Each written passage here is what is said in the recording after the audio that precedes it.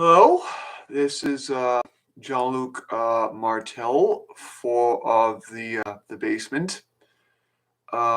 This is my very first live stream, and for all the people who actually watch this, uh, I'm very thankful. I would do this at a more convenient time, but I feel that what I have to say right now is important, and it's not like I'm making money from this anyways. So I'll just say what I gotta say. And also, I'm using this as of uh, my new webcam setup. I've got this put up on my PC, and I'm planning on doing my first serious interview not long from now. So basically, this is going to be some proper channel updates and stuff that I'm going to be hoping to do in the future. Yeah. All right. So yeah, I've got first thing you need to know, if you haven't figured it out already, is I have a very basic setup. All I've got is a basic webcam slash mic, a really old Acer processor, single core probably, and it's old. Like, it's old, it's beat up, and I'm amazed it's lasted this long. So yeah, I do not have anything approaching a professional setup. I don't even have a green screen, and this computer can't even deal with put up a background on Zoom. So yeah. On the plus side, I did a test interview with an expert who assured me that yeah. So I'm looking to basically improve the quality here. Everything up until this point has just essentially been me doing me. But now I'm going to do a much more serious. I'm going to be doing a much more serious format. Well, not much more serious, but more polished, I guess, format. So yeah, I've got an interview coming up with a guy who works in the film industry in Canada. I'm going to be asking him some interesting questions on Zoom, and I'm going to put the resulting content here. It should be roughly an hour interview, and please bear in mind, it is my very first one, my very first proper live interview on this platform, or any platform for that matter. Well, that's not true. I've done a few, but I've been the one who's been interviewed, not the other way around. So it's yeah, I've got like no formal training in journalism whatsoever. I tried I tried a journalism program at Mohawk, and well, it sucks. It wasn't journalism. It was how to make money from the mainstream, and yeah, I just couldn't deal with it. It was complete nonsense, and it really does show. It really went a long way to explain why we don't really have any journalism in Canada anymore. We've got like a few people, but that's it, and they're under systematic attack by various interests who don't want people with a non pre-scripted opinion on cameras. Yeah. So, as anybody who's already subscribed and already watches any of my stuff has probably noticed, my content has been somewhat random, highly opinionated. That's going to stay. It's going to stay that way. I'm going to talk about what I feel is important to talk about. I have no problem with dealing with criticism, as long as it's not basically, lol, you content stupid, none of that. And I won't put up with any right wing, or for that matter, extremist left wing nonsense either. So, if you have any opinions, comments, whatever, keep them relevant. Otherwise, I will just ignore them. I won't pay you any attention if you start going at me, without a coherent reason for it. basically. So rave and rant all you want in the comment section, and I will just ignore you. Simple as that. That's how I stay out of these things on every other platform as well, like Twitter. The most I've ever done with Twitter, for example, because I don't want to go down that rabbit hole, has been maybe 2 or 3 exchanges with somebody who's being unreasonable, and then that's it. I just leave it. And by unreasonable, I mean somebody who's very clearly not intent on listening to anything I say, no matter what it is. It's pretty easy to tell when you're dealing with something like that almost immediately.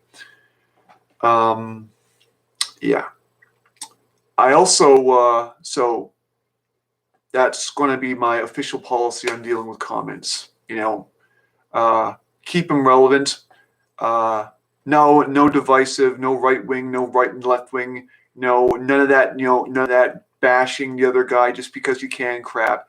Do any of that shit, and I'll just ignore you, and everybody else, please do the same. Don't give these people any room to rail and wail, Just ignore them. I know it's unlikely that will happen, but that's what I'm going to be doing. I'm not going to be paying them any attention. So if I don't, and just because I don't answer your comment doesn't necessarily mean I don't have any interest in your comment. It may mean just that there's a lot of comments, or I don't feel that there's really need to say or add more to the conversation because it's already been said. So it's not necessarily anything personal. Or hey girl, yeah, this is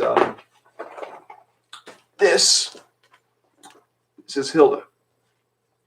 She's very polite, aren't you, girlie? Mm-hmm. Yeah. So about me, I'm doing this from St. Catharines.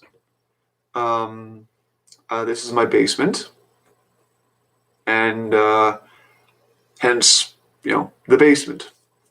I think it's simple enough, and I also think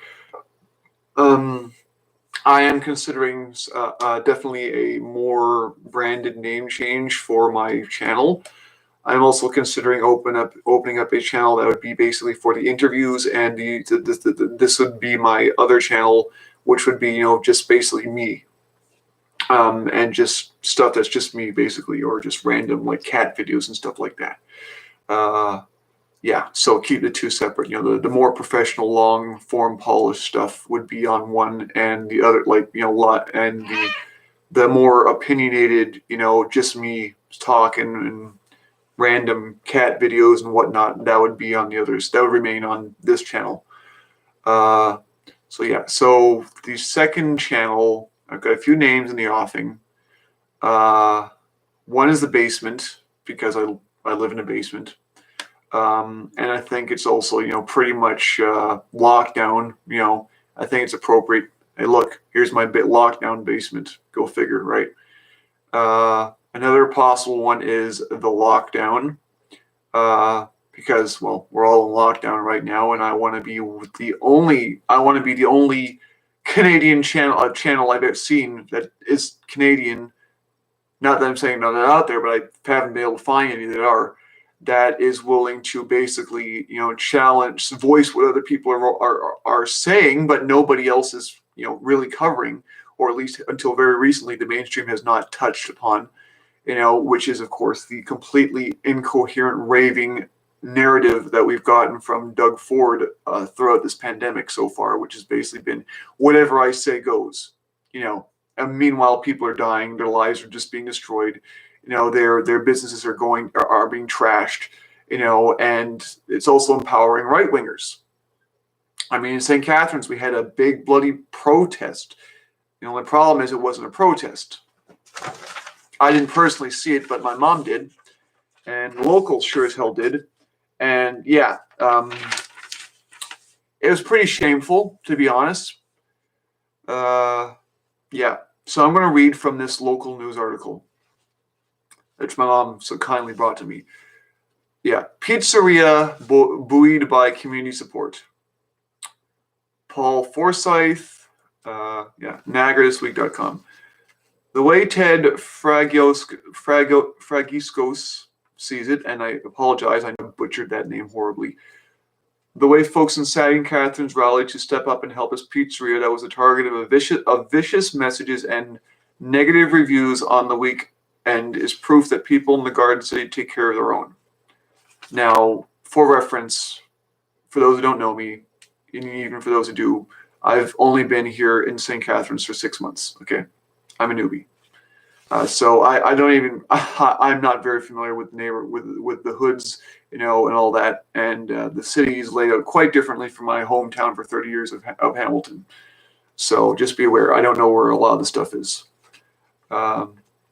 Fragiscos, who runs Rolling Pizza at a strip mall on Lake Street, along with his wife Jennifer, was forced to close the pizzeria for several hours on Saturday after hundreds of anti-lockdown people filled the strip mall parking lot, defying the new provincial stay-at-home order.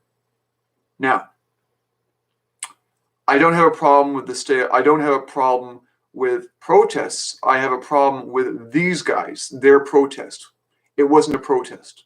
It was a bunch of jerks not one of whom was wearing a mask, who randomly showed up, basically, apparently for no other purpose than to cause trouble. And the community response kind of shows that. The fact is that these were right wingers. These were not people that wanted a peaceful protest against the legitimately insane actions of Doug Ford. This had nothing to do with that. This was just them playing politics. And they should be ashamed of themselves. But people like that don't really usually display shame. So what can you do? Which is a very Canadian attitude, I might add. And I don't like it. What can you do? Well, you can stop saying, what can you do? That would be a nice start. Yeah. See, okay. Fragisco said numerous people from the rally, almost all not wearing masks and crowding tightly together, entered his pizzeria. Yeah, they literally swarmed this guy's small, just barely floating pizzeria. Like, these guys couldn't give a shit about anybody else but themselves. That's made eminently clear. And that's been corroborated by multiple people I've talked to. My mother, some other people who've lived around here for quite a while, and they're definitely they're humanists. So these are not just random people who they're solid, got their feet firmly planted on the ground types, and they don't agree with with the way COVID has been handled, especially in Ontario, either.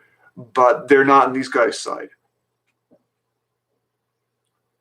And if you hear any noises in the background, it's because I live right downstairs from my parents, and the ceiling's thin. Fragisco said numerous people from the rally. Yeah, okay, I've already covered that. They were coming in groups without masks and using the bathroom and blocking doorways, he said. Really, people? Really? You couldn't do something more. I don't know. You couldn't have done literally anything other than this. Like, if you want to protest the government's decisions or lack of, or whatever, you protest in a place that actually makes sense. And a pizzeria ain't it. Destroying a small business and putting their safety of the people in that business at risk is literally the exact opposite of what you should be doing. It makes no sense. The lockdowns have been destroying small businesses left, right, and center. What are you people doing with your damn lives? Really?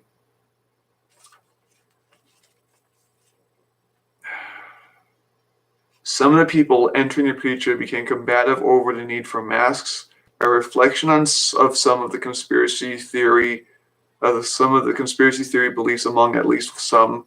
One person at a rally held a sign suggesting physical distancing isn't based on science and says keeping people 6 feet apart is, and quotation marks here, a made-up number to better track and trace us. Okay. Here's where things get ugly.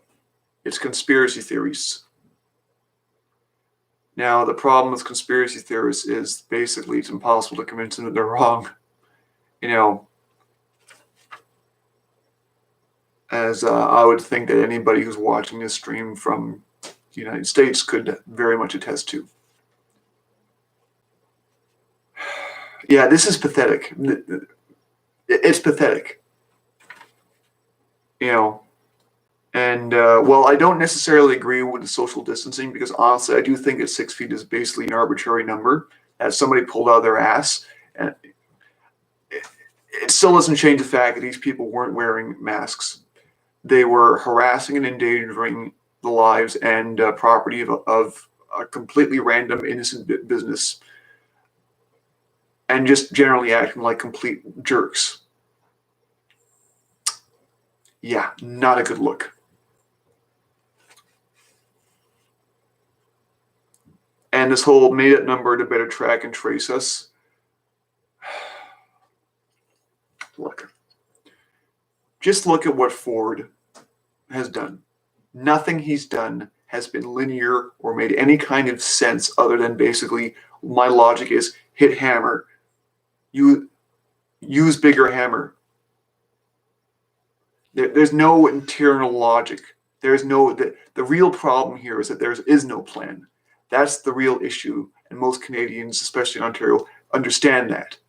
That's the real problem. We've got a bunch of incompetent idiots who are getting people killed because they refuse to deal with the actual issue and want to politicize it. That's all they care about, you know, and shift blame around and all the rest of that usual good Canadian political crap, you know. So that's nothing new. It's just this time it's costing people their lives on a large scale. So it's just Canadian politics as usual. Do nothing, blame everybody except yourself. You know, nothing new there. Okay, it goes on. To protect his staff, Francisco was forced to close his doors for several hours. Of course, that didn't sit well with some of the protesters who bombarded the pizzeria with nasty emails and messages and posted poor reviews online as payback. Really, these people are pathetic. Well, like I said, they weren't there to protest lockdowns or government stupidity or, you know, the increase in police powers that's been getting worse steadily, more and more unbelievable, you know, or the fact that it hadn't happened yet, but apparently Ford just completely flat out denied the Fed offered aid from the Canadian Red Cross, and Ford told them to go screw themselves. Like I didn't even know the prop could do that. So I'm learning a lot of interesting things about the way things run in this country right now, and one of them is that we have some pretty interesting levels of bureaucracy in this country, and yeah, the fact that one single man can make all these decisions and also blow off the PM offering assistance that we desperately need to contain this plague of incompetency. You know, I mean, don't get me wrong. I don't like Trudeau. The guy's a freaking clown in a $10,000 monkey suit. But, you know, for once he's actually doing the right thing. And what does Ford do? Blows him off. Blows off the Red Cross. You know, we need, as far as I'm concerned, it should be this simple. Whatever needs to be done to end this lockdown safely and efficiently as possible needs to be done. You know, but it has to be a solid plan that people can understand based on facts and evidence and science, and not just people throwing political stones at each other, which is what it's been so far. You know, I'm not saying that the Fed, your old Fed has been saints. They haven't. They've been just as responsible. But right now, we are the worst province so far. which is not a surprise. We're Ontario. Go figure.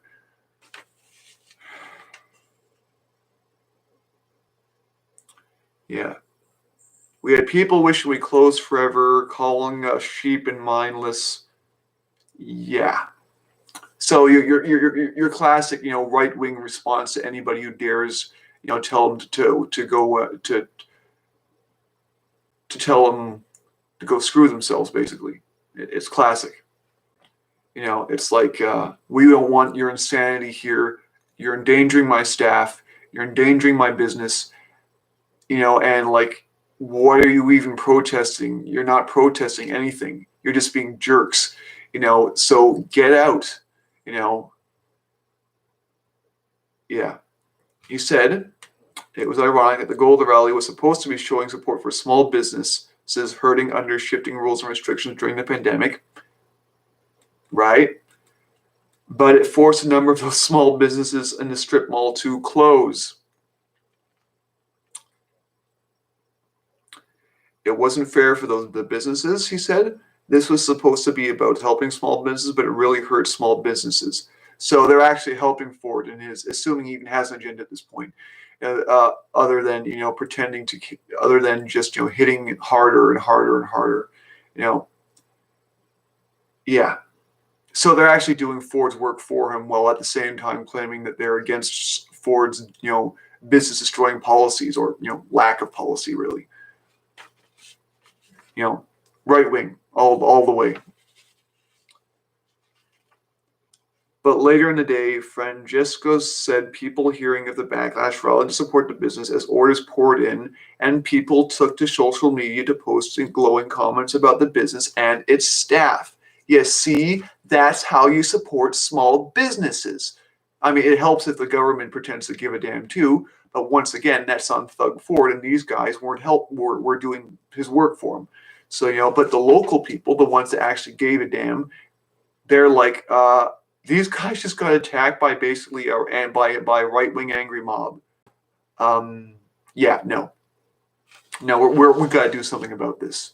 This is what communities need to be doing. They need to be coming together. They need to be They need to be helping these small businesses stay afloat. Because it's not their fault that these insane random rule drops just keep coming and coming and coming from the province. It's not their fault. They're, in fact, one of the primary victims of it. Obviously. I don't think anybody who's going to be watching my channel would dispute that fact. Unless they're right-winger and just want to dump nasty comments in the comment section.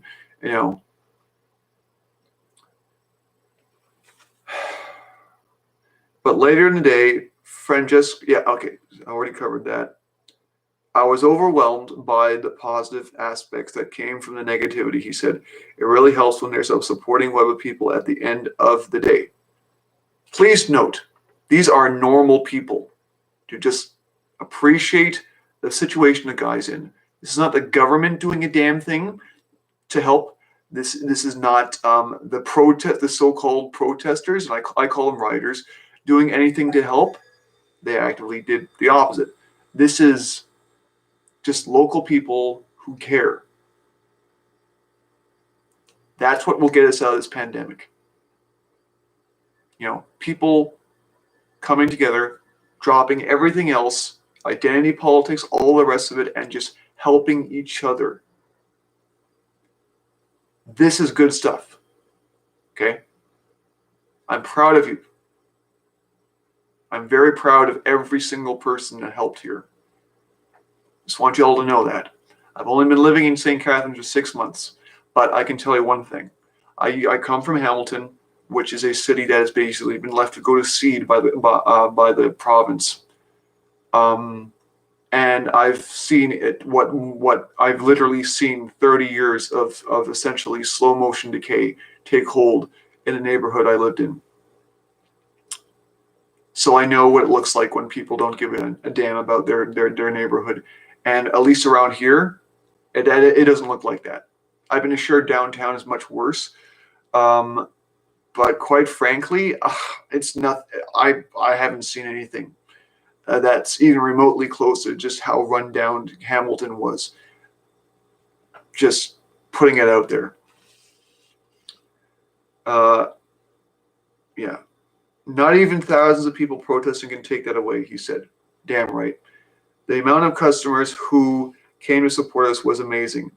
On their Instagram page, the owners of the pizzeria posted that the support from the community was huge for them. We are so thankful to all the people who sent us messages of love today.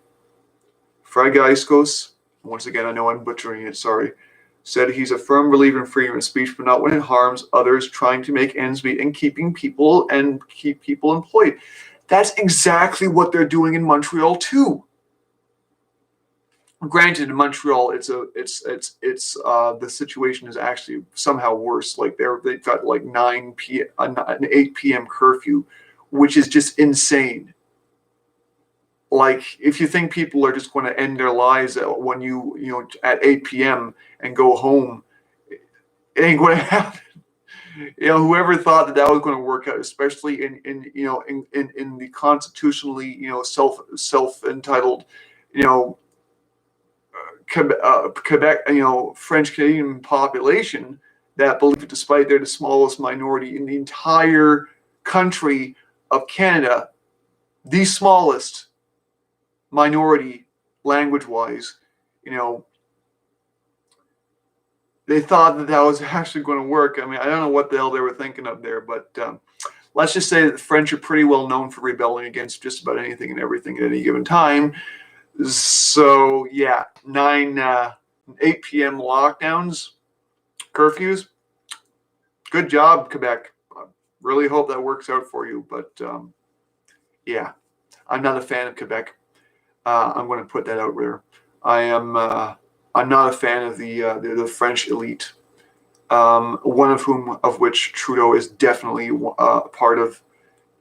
I'm sick and tired of this pandering to literally the smallest minority group and by far the most entitled in Canada. We have over 100 different languages, spoken by people in far larger numbers. Of course, English being the biggest. I think I haven't actually looked at the official stats, but I watched JJ McCullough's channel, which, by the way, is usually a really good channel. Totally check that dude out. He is a real Canadian who talks about Canadian issues. Doesn't seem to have done much on the pandemic for some reason, but I guess, but his content is usually pretty good. It's usually pretty balanced and light and humorous, So yeah, go check him out. I've learned a lot of stuff about Canada that I didn't know, and quite frankly, is pretty much useless information. But it's a cool Canadian channel, good trivia, well thought out format. Covers a lot of stuff that's not about Canada too. So it's a very well rounded channel. So yeah, go check him out, JJ McCullough.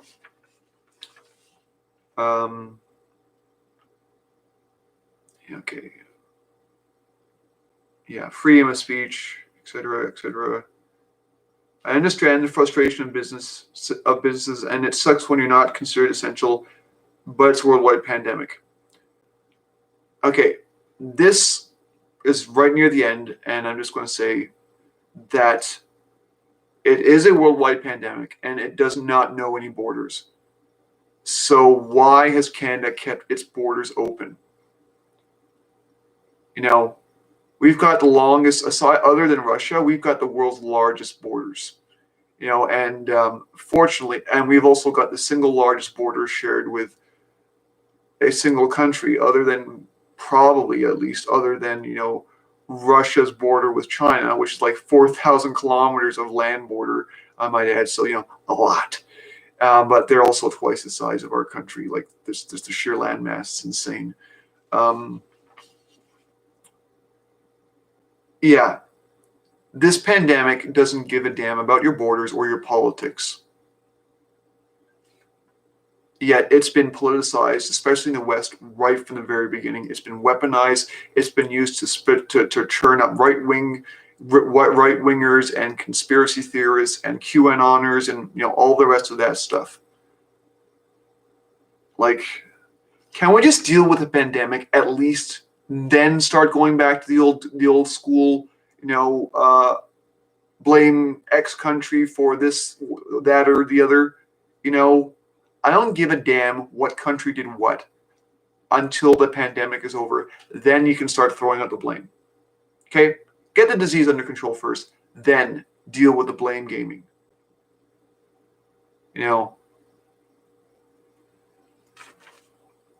And stop giving it. And that part of that includes, of course, stop giving handouts to Air Canada. Stop allowing them to fly people into the country or out of it, for that matter. We are literally one of the worst countries right now when it comes to the pandemic, because there's basically zero strategy here. There is no control here. What we have is a bunch of cynical politicians doing what they do, which is screwing over the largest, as many people as possible, and it's costing people's lives, sanity, and livelihoods. Especially, but it's by far the worst here in Ontario and in Alberta. Those are the two worst in terms of the sheer number and lack of strategy to deal with COVID. By a long shot, numbers wise.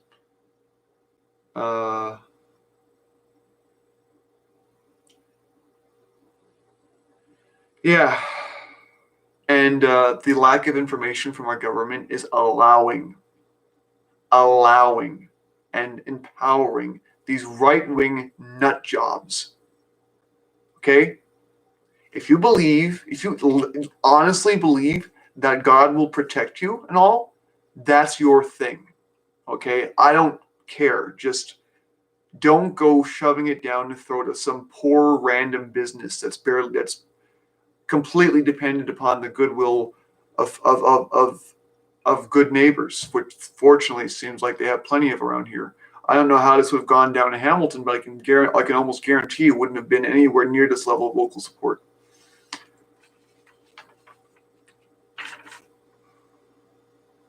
Yeah. I'm just grateful that there was no physical damage and no one got hurt. St. Catharines City, Carrie, I don't know what that abbreviation stands for.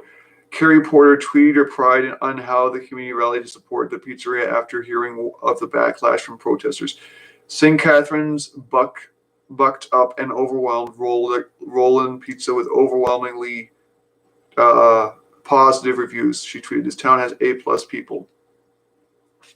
I can't disagree. So yeah.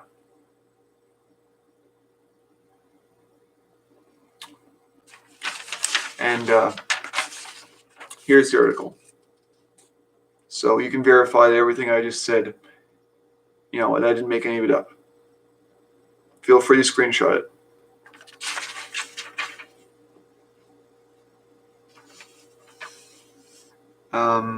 Yeah.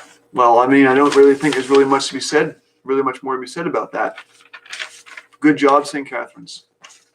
And shame on the rest, on you, on those so-called protesters. That wasn't a protest. Something else I want to discuss. Just because a bunch of people show up in a crowd and start with signs and slogans and whatnot does not make them a protest, okay? There's a difference between a protest and a riot. You want to know what it is? It's pretty simple. Protesters are organized. They have a specific message to deliver, usually to an authority. And they have signs and slogans that match that message.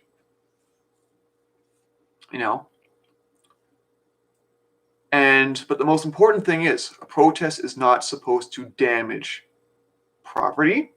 It is not supposed to deliberately go out of its way to mess with the lives of others, especially people who are just randomly happen to be there. So basically, think Black Lives Matters That's a protest. Even when the police were shooting at them and filling them their faces full of tear gas and rubber bulleting reporters, very specifically, in fact, targeting reporters,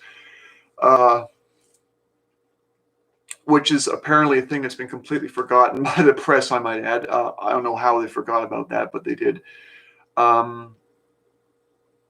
Yeah, was a protest, and they kept going at it. They kept at it. They're still at it. They're still at it. That's what protests are like. They're organized. They have clear leadership.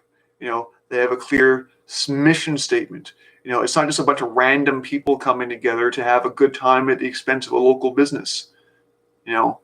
That's not. This is a riot. And I really hope the police were there to break these guys up. I didn't hear anything about that being, but yeah.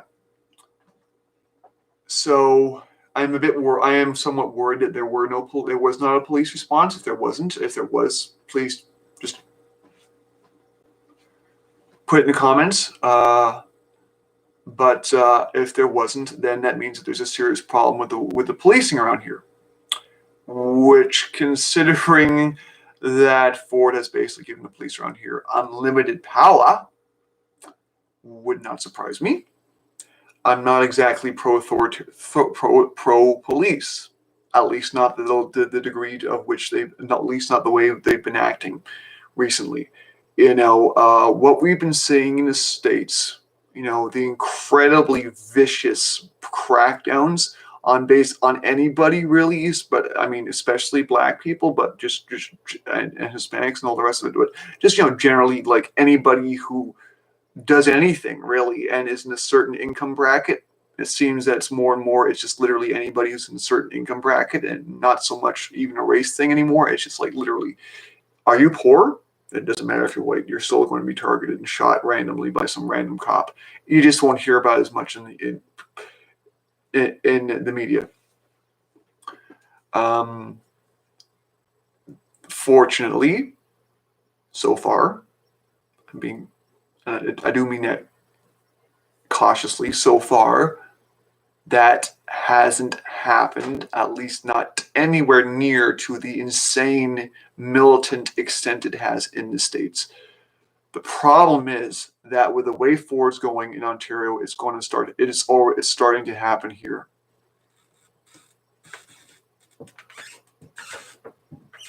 And the police in Canada have often acted with the same impunity that they have in the States. Nowhere near the same number, and they don't, but they have shot people, they have murdered people, they have assaulted people for literally no reason, or at the very least, they've gone way overboard in terms of what could be even remotely considered to be acceptable force in a given situation. Yeah, and a lot of it has been definitely racially targeted at minority groups or people with disabilities or the usual shenanigans. So this stuff does happen here. It's a lot less of it, but it still happens, and we need to acknowledge that fact. What else? Yeah. So I guess I could do some more updates. So yeah, back on the update. So yeah, I've got that interview scheduled. Well, they're not scheduled, but it's I'm close to ironing it out. So it's going to be my very first real interview with me doing the interview, not being interviewed. I've done those before, so that's going to be fun. And apparently the guy worked on Matt Murdock, which is cool. Not my favorite show in the world, largely because of the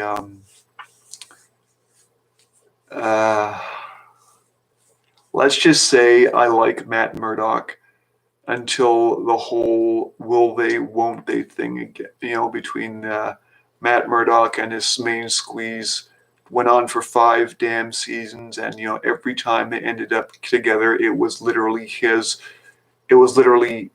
a fever dream of his, and I just got so sick and tired that it ruined everything else for me.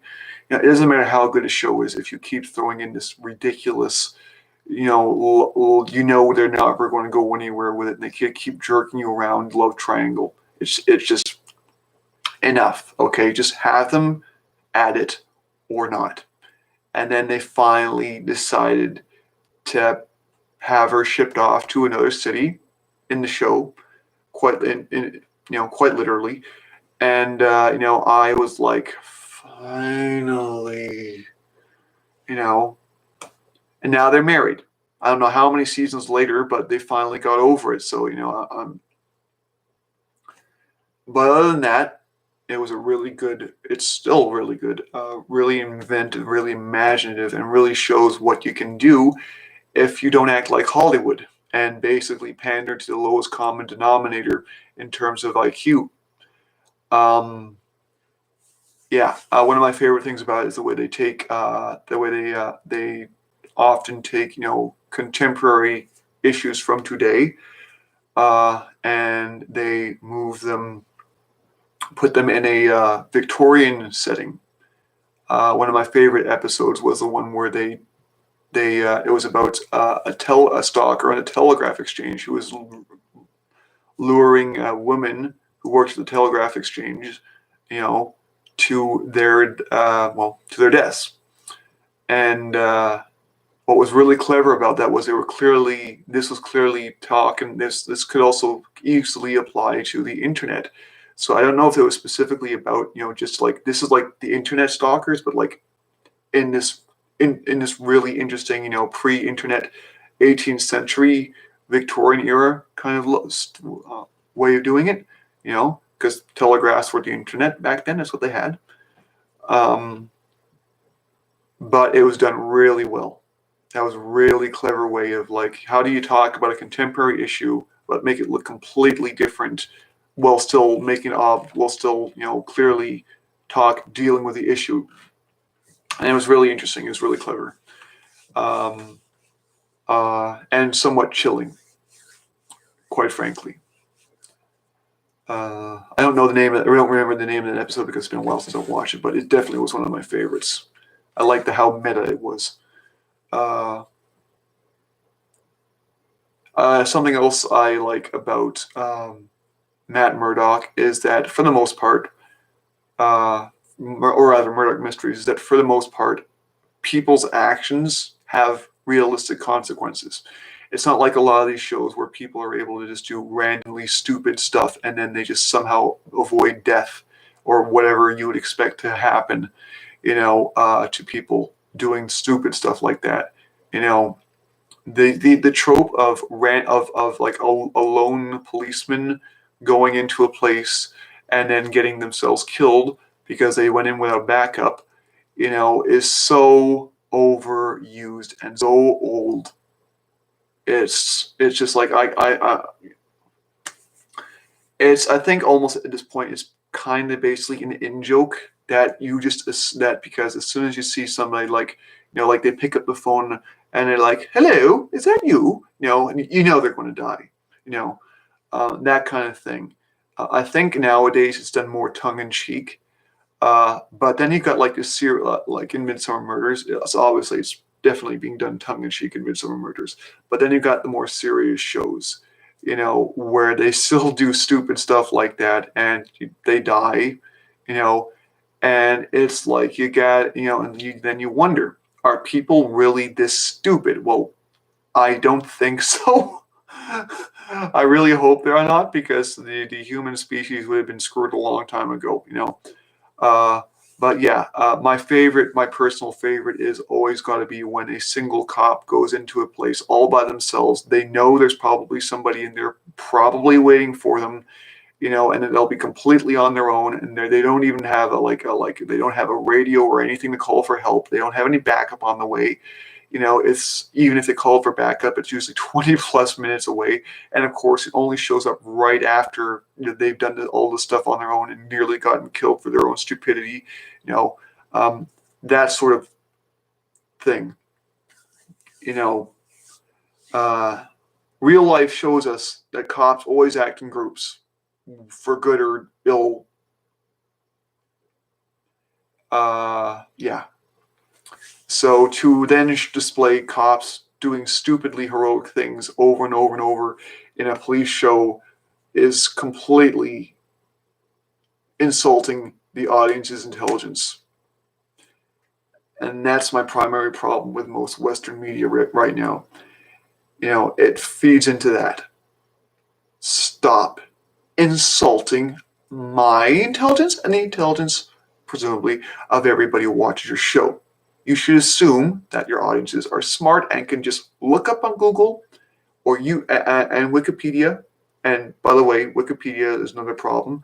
And just fact check.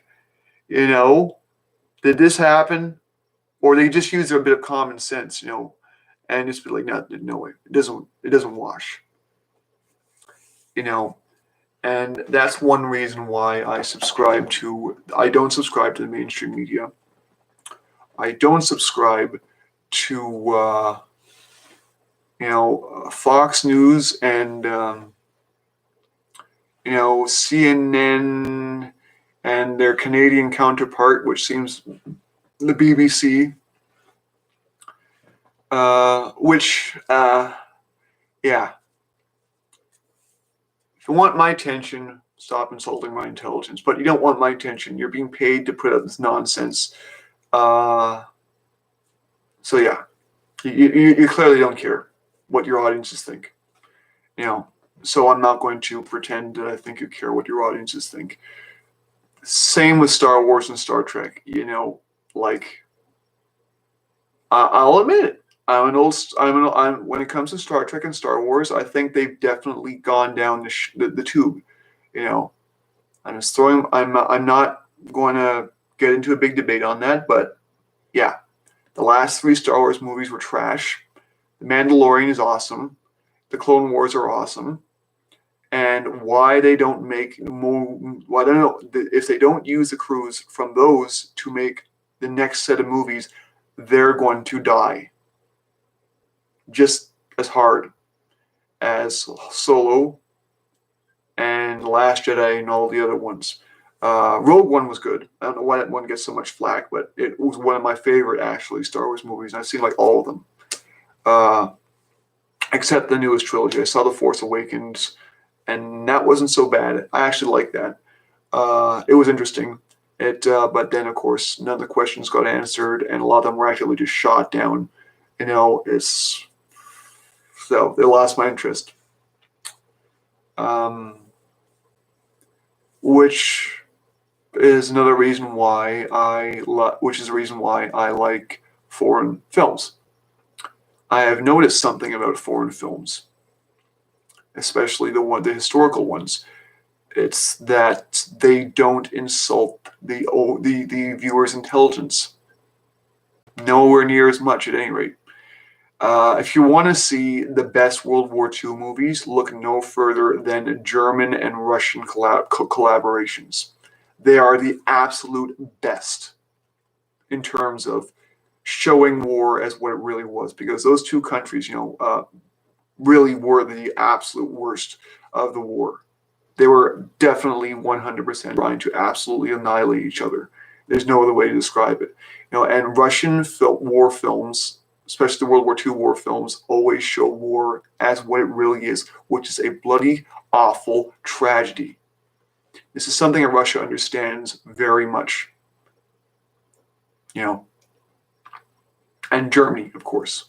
The difference is that Germany is backed up by a weak NATO puppet. I don't know why they put up with her. But she's very unpopular, so yeah. If anybody in my audience knows why Angela Merkel hasn't been voted out of office by a long time ago, just let me know.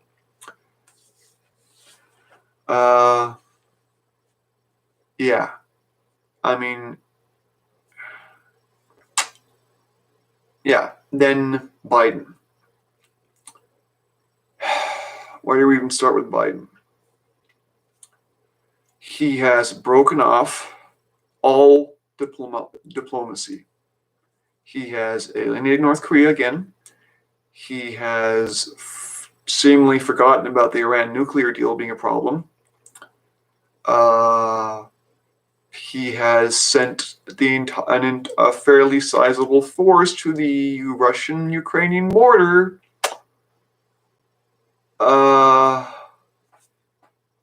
for reasons that even Tucker Carlson on Fox News, I kid you not, he actually said this.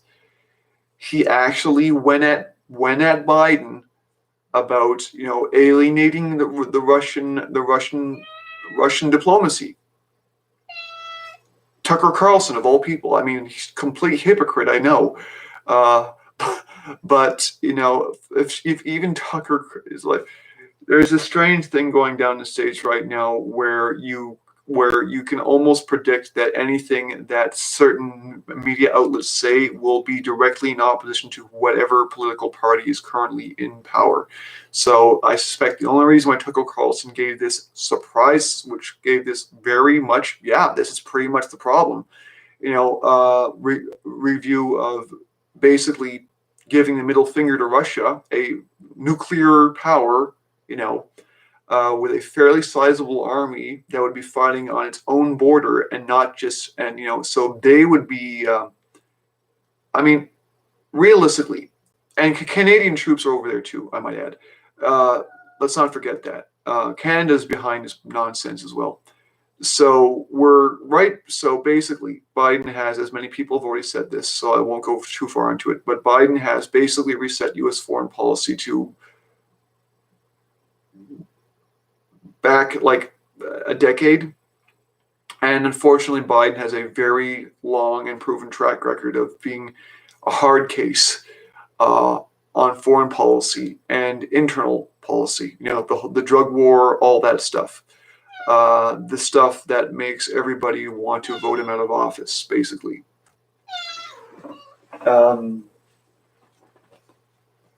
Yeah. Here we go. So, Biden, if you can keep your ego in check for a little bit, please.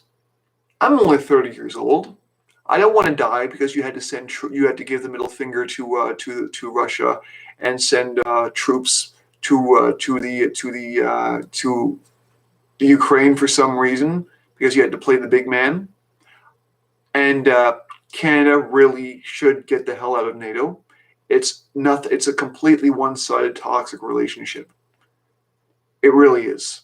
NATO exists for the sole purpose of forcing countries to do what the United States wants.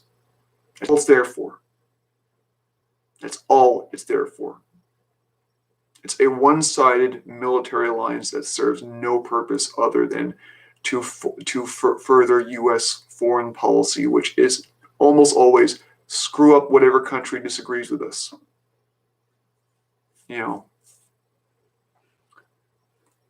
Which is exactly where Biden's gone back to. Say what you want about Trump. Believe me, I'm now a supporter. Like I said, I can't stand. I've got no time for right-wing conspiracy theorists. But even those people in the States who hate Trump with a passion are saying, at least Trump didn't do this.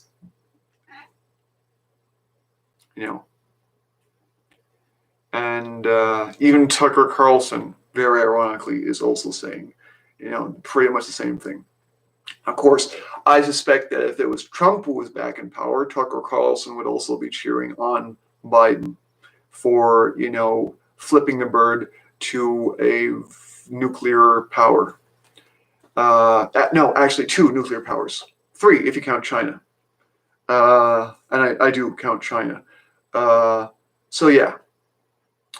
So Biden's gone out of his way to alienate, once again, Russia, China, and North Korea. Now, regardless of what you think about those countries or their leaders or whatever, you have to acknowledge one simple fact. They have my girls standing on my lap.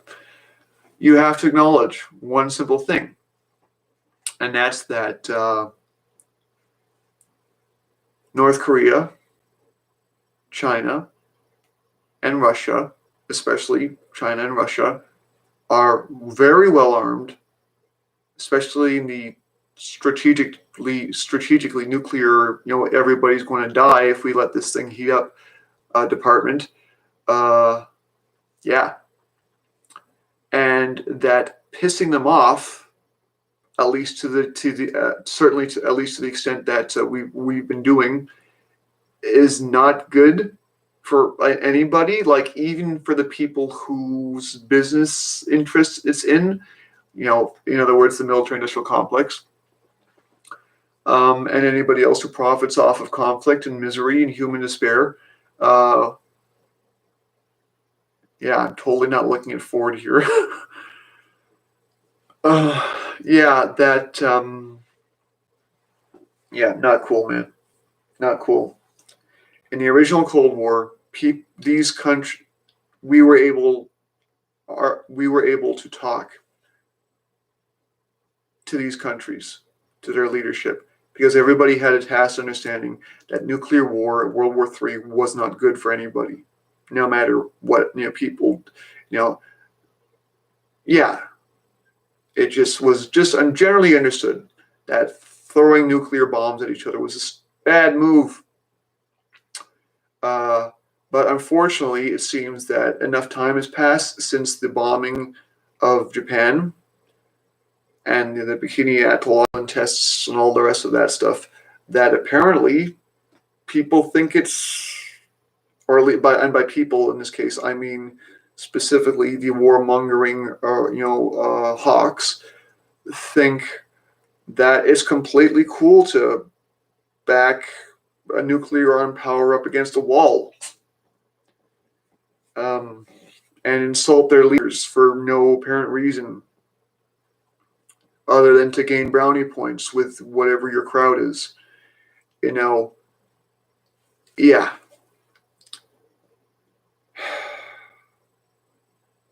So yeah,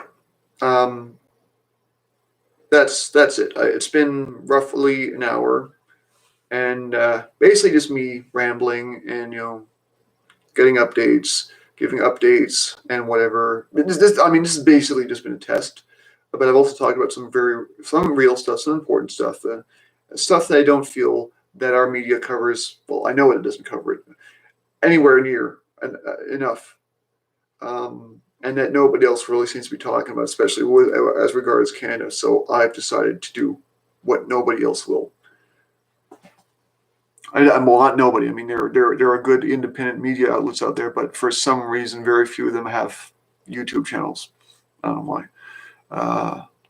But a really good one is North 99, and yeah, check out North 99. They've currently got a petition going for a full inquiry into the handling of the pandemic in Ontario, especially. So go there, go north99.com and sign that, please. I'm not being paid by North 99. They're completely independently funded by donations. Also, southfront.org. Check those guys out if you want to know what's really going on in Syria and just generally that part of the world. They're literally the best source I know of. I subscribe to them. I subscribed to them on Patreon for years before they were taken offline by YouTube. They're back, by the way. And they have very professional coverage of like literally day by day coverage of whatever's going on. So yeah, I'm going to stop this now.